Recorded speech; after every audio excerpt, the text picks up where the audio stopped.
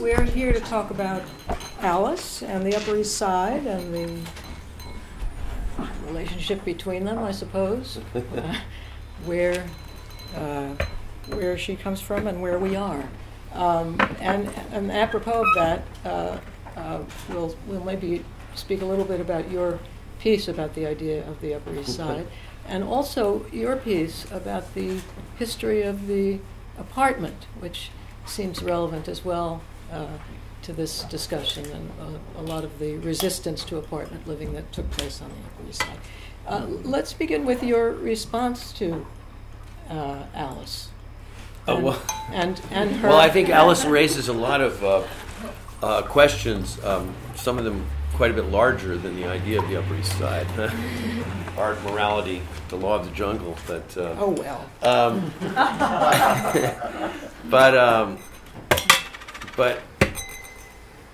But I wrote a piece. I guess I wrote a piece about five years ago about the death of the idea of the Upper East Side, and I suppose that the thesis was that the Upper East Side, which sort of came into existence, some 70, 80 years ago, really. I mean, 150 years ago, Washington Park was the center of society. And a little bit later, Mrs. Astor's famous ballroom that seated the 400 was down approximately where the public library is, I think, wasn't it? But for many years, there was the Upper East Side was the center of society, and although it was a very codified and exclusive society, and allegedly it was, there were only about 400 people who were supposed to belong to it. It in fact was replenished constantly, usually by marriage, usually by parvenus, and by new money necessarily rejuvenating it. The thesis of my piece was that that the Upper East Side was ceasing to become relevant, and in fact that the idea of New York neighborhoods had become much more fluid. I mean, certainly 20 years ago, the fact of one's address, I think, meant a little more than it did now. One of the things you talked about in that piece was the cautious move uptown, which I thought was interesting. I thought that you said the cautious move up Fifth Avenue as New York moved uptown in general. The East Side was seen as more proper than the gaudy West Side. Why was that? And it seems to me that caution is a big part of the atmosphere. Nobody wanted to be, nobody wanted to be too far ahead of the curve, really, and there was a gradual creep, and part of it had to do with the development of the idea of apartment living, which was a relatively, which I believe is your field. Yeah, which is fascinating too. The resistance to apartment living, especially in these parts, was it not a big factor? Yeah, I mean, when you get the creation of a neighborhood is always, and certainly the high-end neighborhoods, determined by some really hard facts, and certainly the existence of Central Park, which wasn't in the original idea for New York. The 1811 grid, the commissioner's plan for New York, did not include Central Park. When Central Park came into existence, or even the plan for Central Park, it became this ineluctable fact in the middle of the city, and defined a lot of stuff around it, divided the city east and west.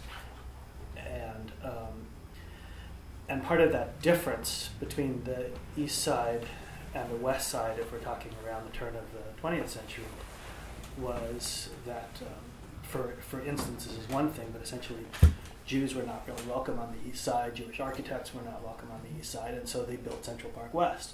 So you have these two societies which are really quite separate, but with a lot of overlap, facing off on opposite sides of the park. So I think the idea of the Upper East Side has a lot to do with not just a sense of being replenished, but actually a sense of fragility, which I think Alice really expresses. We think of the Upper East Side as kind of, as old-fashioned, as sort of what New York used to be. Well, in a way, that was what people always felt about the Upper East Side. So first it didn't exist at all. And then if we're talking about the slice of the Upper East Side with Central Park on one side, and then edging off into the areas where there was actually public transportation on 2nd and 3rd Avenues and Lexington Avenue, which basically defined the park that was not socially relevant, that you could actually get to by public transportation. So we're really talking about a slice of New York that has definite boundaries. Public transit on one side, the park on the other. So in the 1890s, it becomes the place where all of the major New York families start to build mansions. And that idea of architecturally expressed of what really great living, the best possible living, was like, was literally codified in stone here. That it was, mansion was, if you were of a certain level of society, this was where you built them, and that's what it looked like.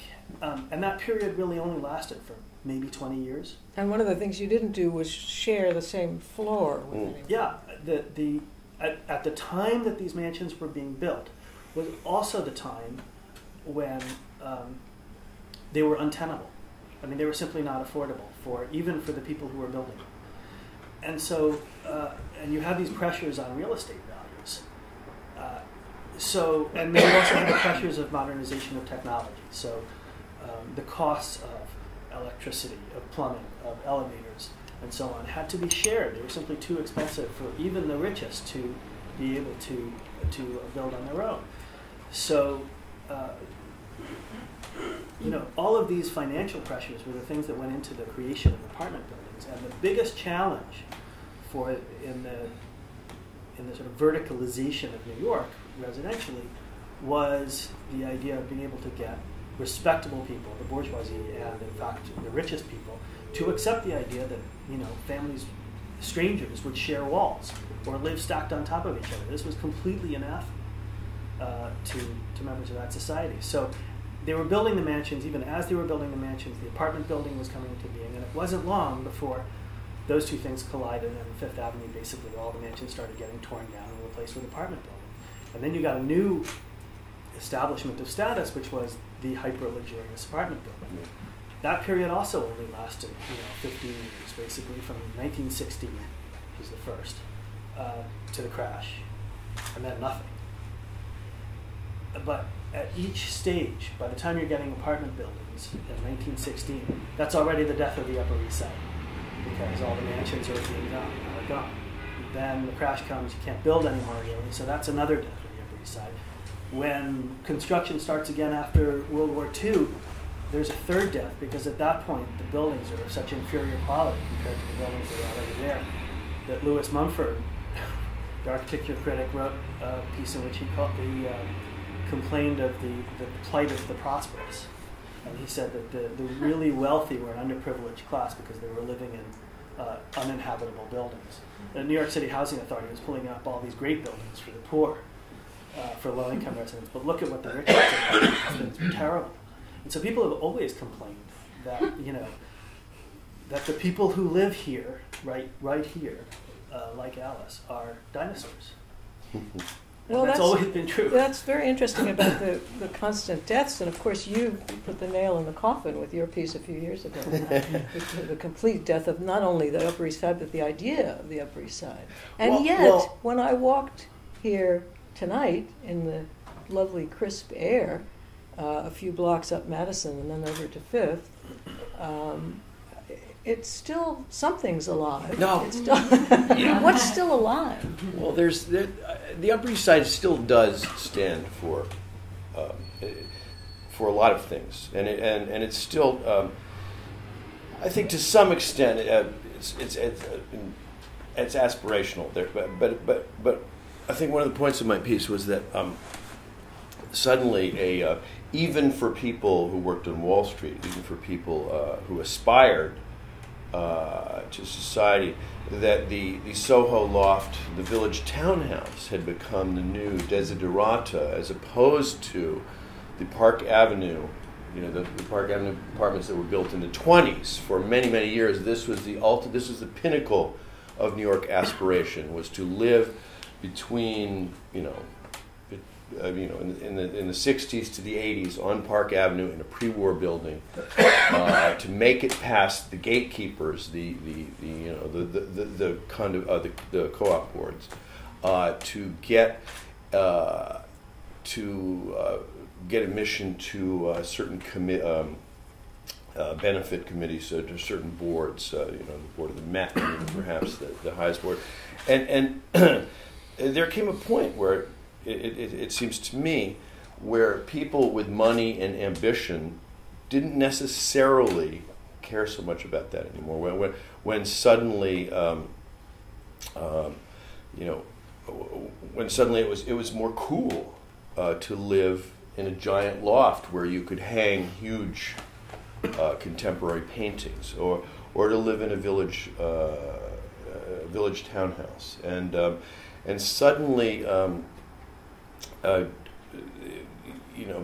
Belonging to the exact right boards was not necessary for certain wealthy people. Even for the traditionally cautious. Well, and yet, having said that, I have to say that level of competition and that society that I'm describing actually still exists, and that there are still people who for whom this is the only game in the world and the only game in town.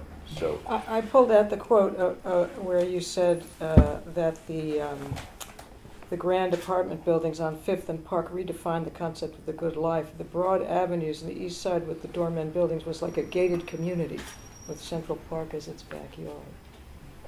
And I guess that's true.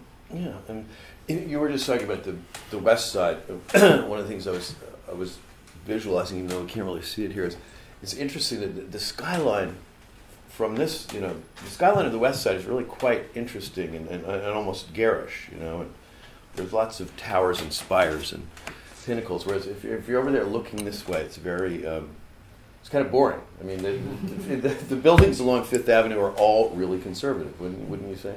Well, because the standard for the apartment buildings on Fifth Avenue are all the Italian palazzi. They all look like mutant Florentine palazzo. Yeah. Florentine palazzo, but on an American scale. Whereas on the buildings that were being put up on Central Park West were about.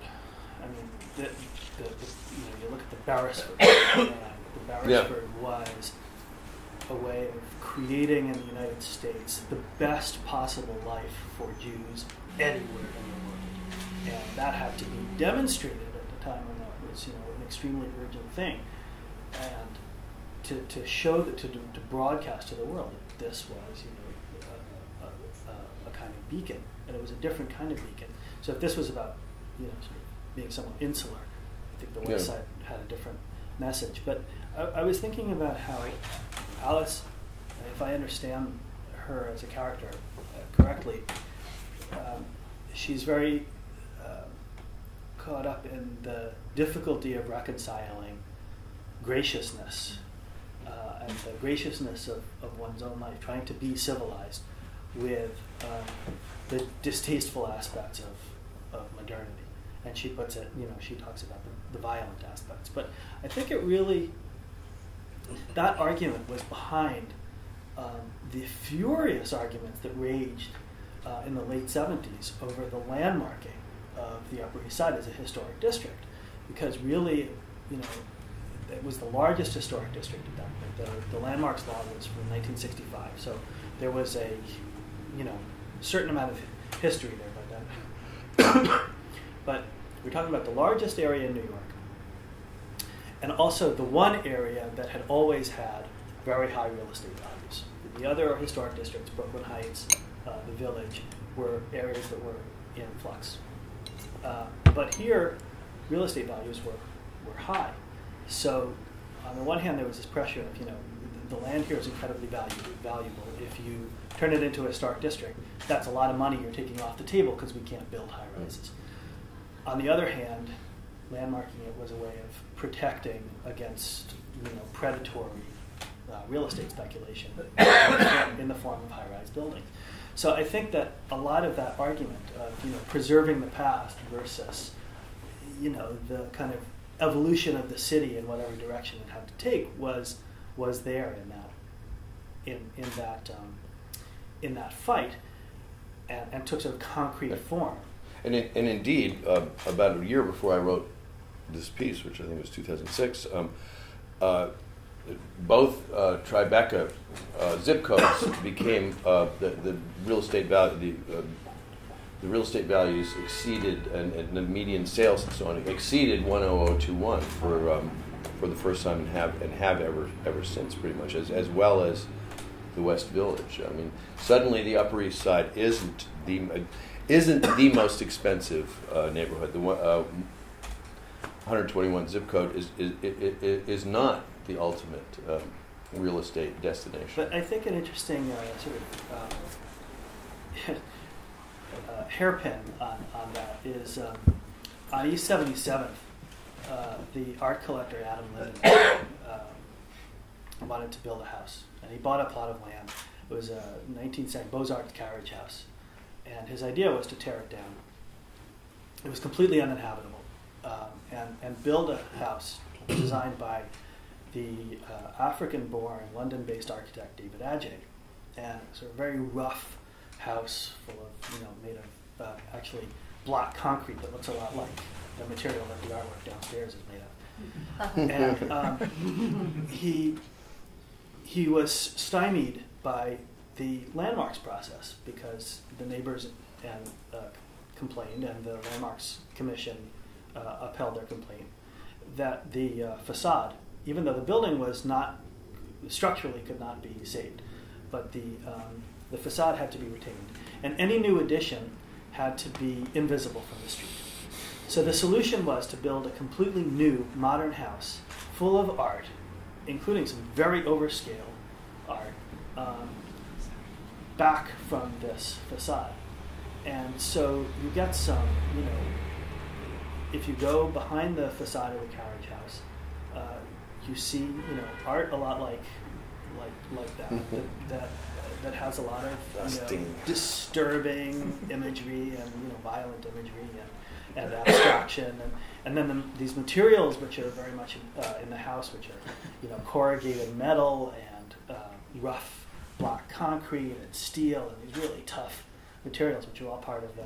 And I was just kept thinking about that house when she's got this facade, and then behind the facade of that personality is all of these really tough thoughts.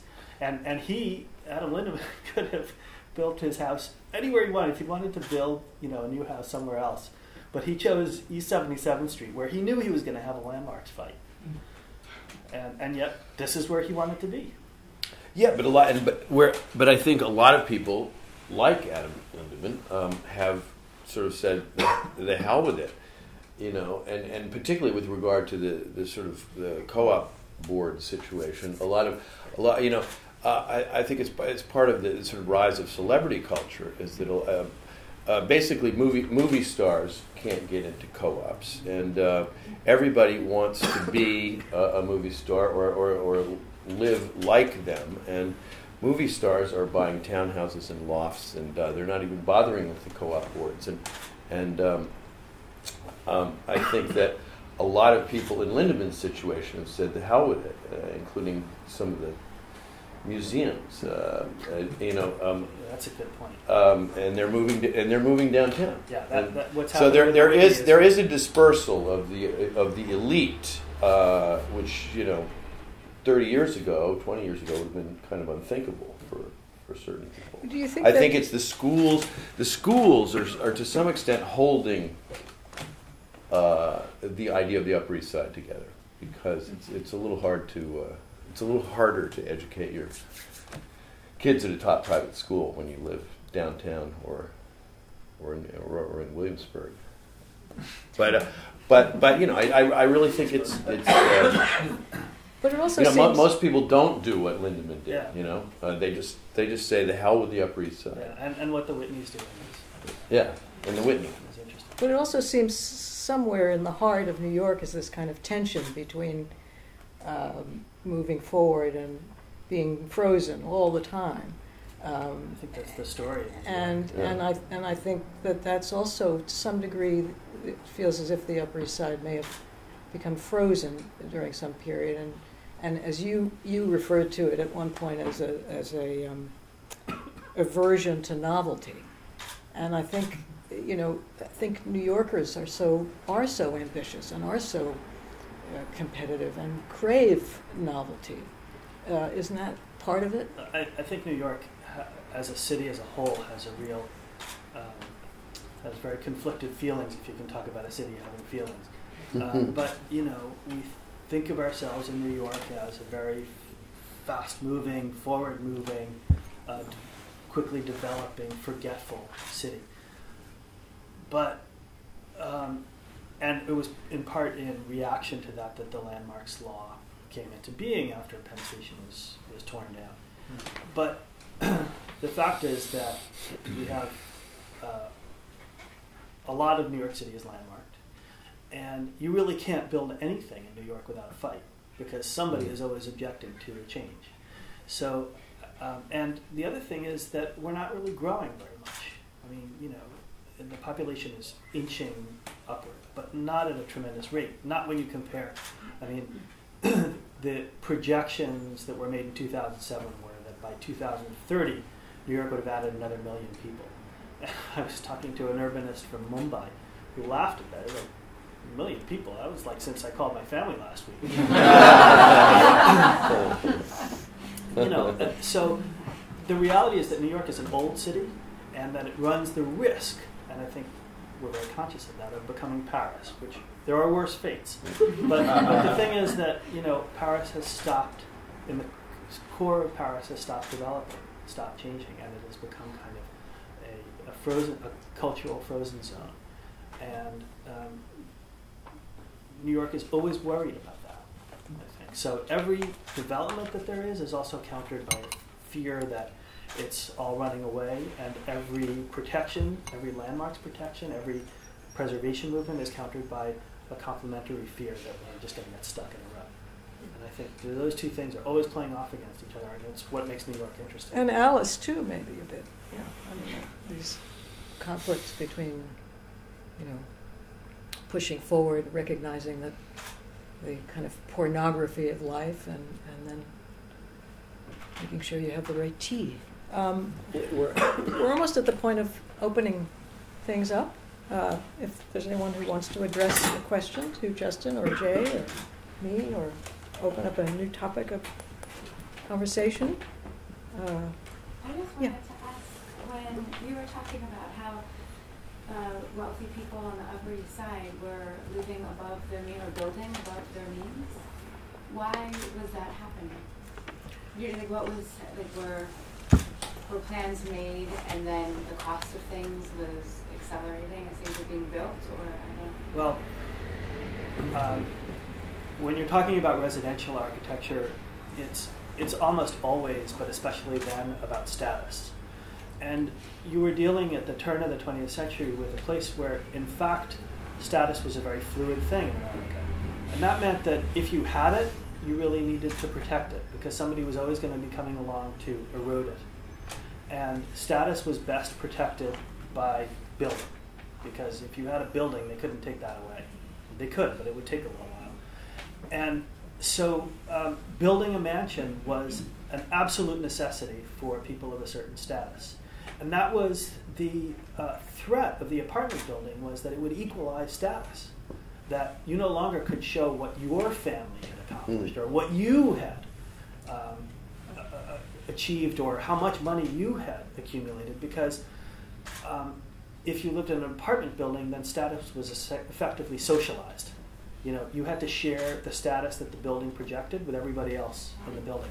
And so the big project of the early apartment buildings, like the Dakota, for instance, all of that ornamentation, what it did was say, if you live here, you're okay.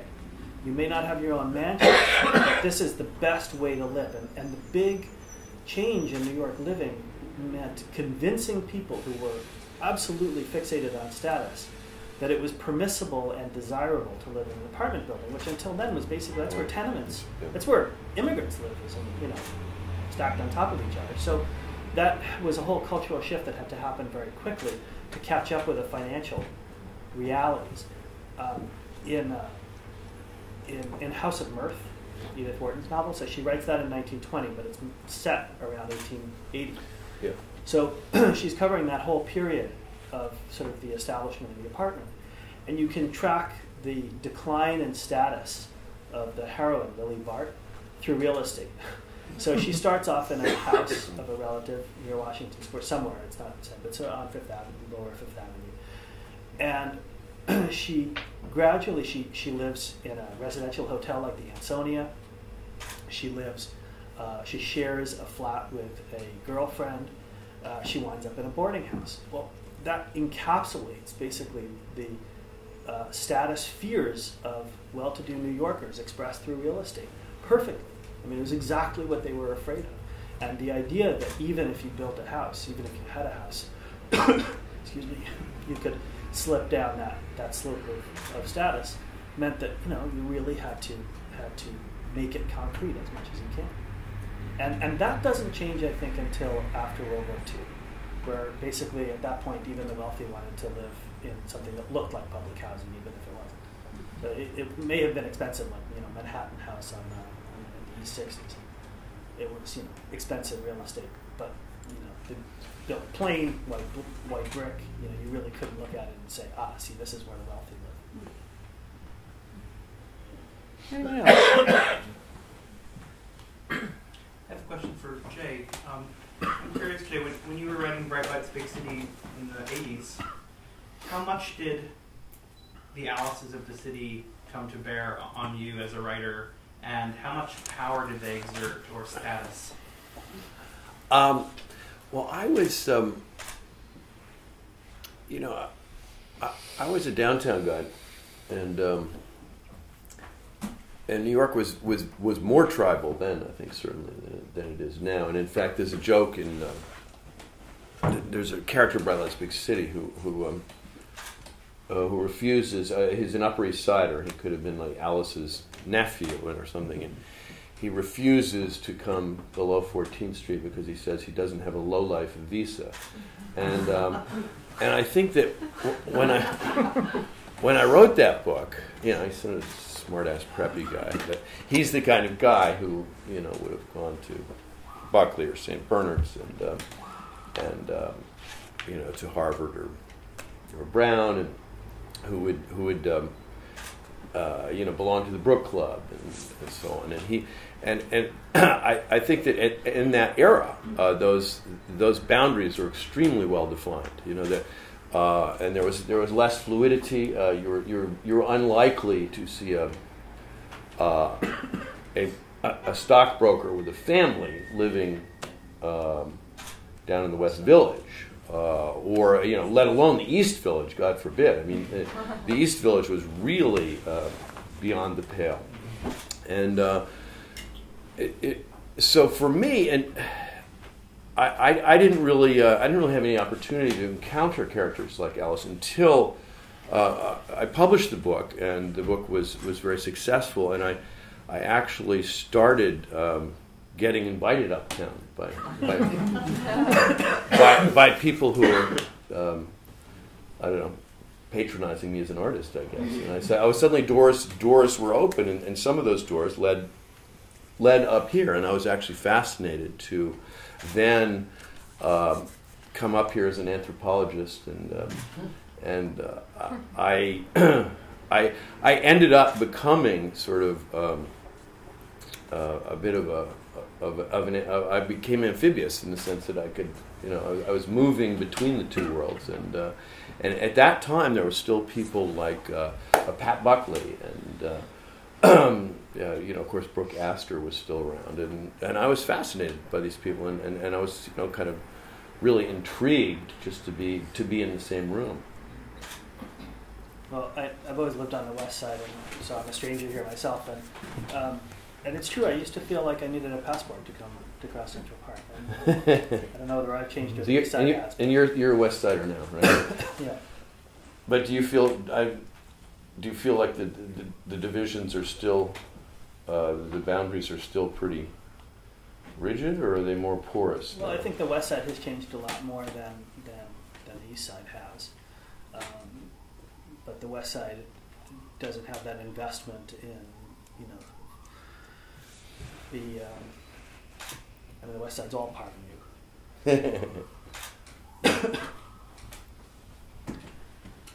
But I think, what does get created is new neighborhoods. I mean, they do get created, and some of that is just a real estate broker's, invention. But some of it is really, much of it is immigrant driven, and then those neighborhoods really do become solid. So I don't know that it's less of a city of neighborhoods.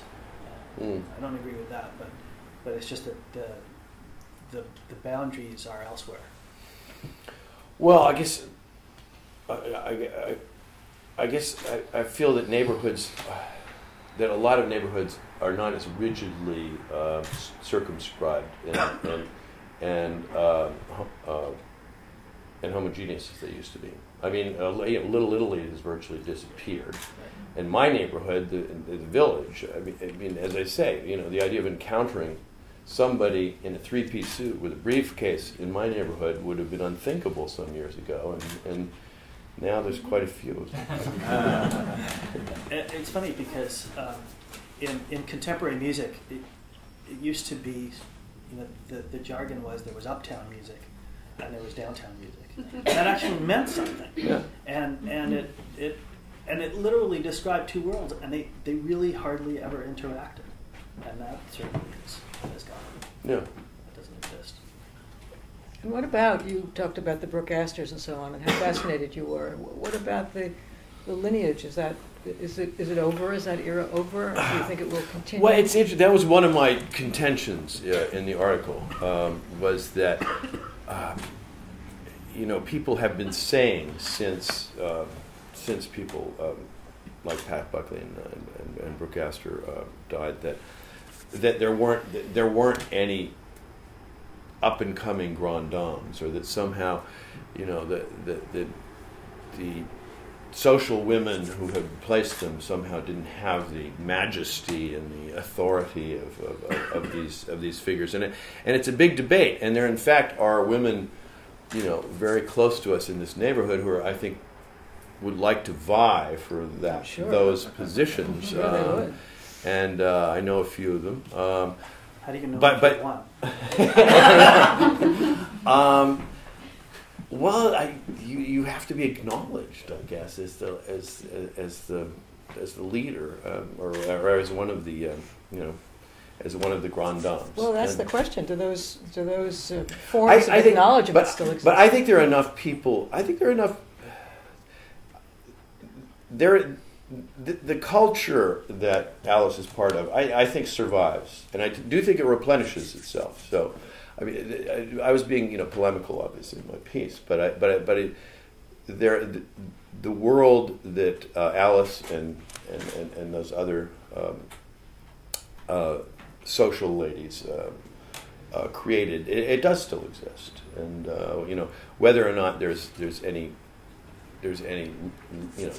queen at the moment, I think there's lots of striving princesses, and the rituals, the rituals remain intact, and it still is important to be on certain boards, and it still is important to get invited to certain events, and who knows? And the charity benefit circuit is sort of the defining aspect, I think, of this culture. It used to be long ago that it was gatherings in people's houses, but that's I don't think. And Alice probably was still part of that world. Is it about being born and raised in New York? I think that people who are born and raised in New York sort of are the standard bearers, but at the same time, there is a lot of new blood that comes in and new money that comes in, and there are ways to become a part of this world. I mean, the obvious way is to marry into it. To be a beautiful shop girl who gets picked up and who marries a member of Upper East Side society. But there are also there are couples who come here from elsewhere and become a part of this world. It's not easy. They have to work hard at it, and they have to give money to the right organizations, and it's tough work. I mean, it is to some extent, I think, the law of the jungle, which Alice so obviously believes in. I mean, I think part of the anxieties that the architecture of this neighborhood expresses and that the city has always had is this: who are the standard bearers? Who gets to hold the keys to what is New York culture? Yep. What does it mean to be a New Yorker?